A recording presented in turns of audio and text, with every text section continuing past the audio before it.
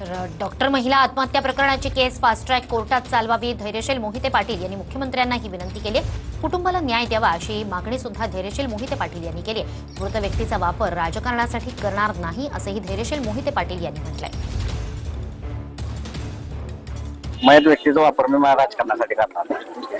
Doctor Munde यांची आत्महत्या झाली आणि त्यांनी बरंच काही लिहून ठेवलेलं होतं। माझी आपल्या सर्वांच्या माध्यमातून विनंती राज्याच्या मुख्यमंत्र्यांना राहील की याच्यावरती चांगली टीम नेमून आणि फास्ट ट्रॅकवरती या घटनेचा तपास झाला पाहिजे आणि कोर्टात सुद्धा फास्ट ट्रॅकवर केस चालू होती। डॉक्टर मुंडे यांच्या परिवाराला न्याय मिळवून द्यायचं काम माननीय मुख्यमंत्री महोदयांनी करावं।